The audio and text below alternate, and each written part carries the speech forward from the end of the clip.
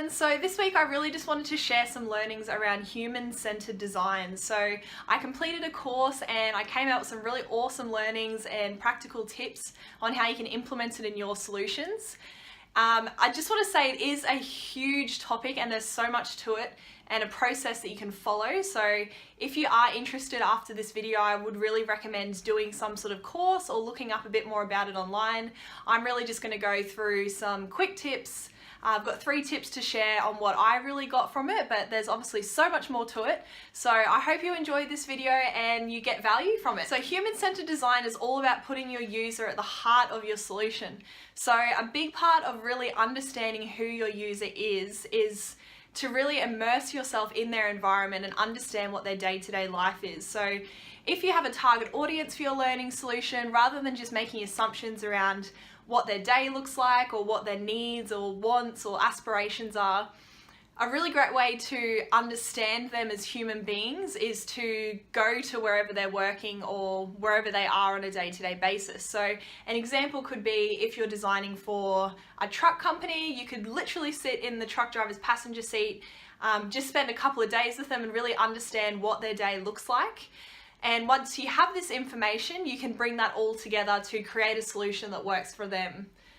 If you can't spend time with them or be in their workplace for a number of different reasons, you can interview them. So come up with some great questions, ask them a little bit about their day, what their challenges are, what they enjoy about their job, and yeah, questions that are relevant to the learning solution that you're designing.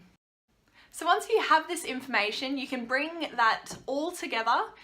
If you have a project team that's designing your learning solution, bring them into a room, have people attend who spoke to the target audience, so it may have been people who were immersed in their environment or who interviewed them, and get everyone to start writing out what they had heard or to bring along the insights that they gained from that target audience. And once you have this information, you can start to categorize it. You could have categories up on the wall in a meeting room that you're in, or if it's online, you could have categories in a document, and just really start to figure out what the key themes are and categorize the insights that you've got from the target audience. So yeah, that's a really great way to do it. We would recommend getting into a meeting room and really doing it with tangible sticky notes, because having it up on the wall can be really useful, so you sort of have a visual of who your audience is and you can really see it. So yeah, that's tip 2, organizing your findings that you get from your user. Another great tip to do with that is to have someone from your target audience or have one of the end users in the room with you.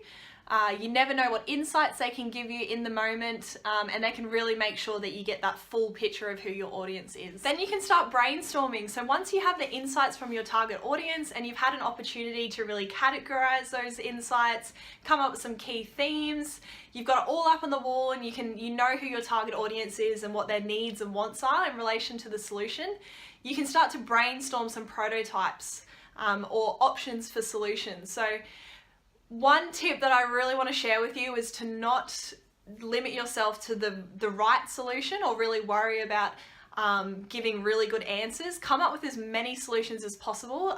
It's a great way to be really creative, to allow yourself to come up with heaps of different options, and even if one option doesn't seem right or doesn't fit, you could potentially spark an idea for another option or solution from that, and it may get people thinking of different ideas and different ways to look at the problem. So that's a tip video on human-centered design. I hope you enjoyed it.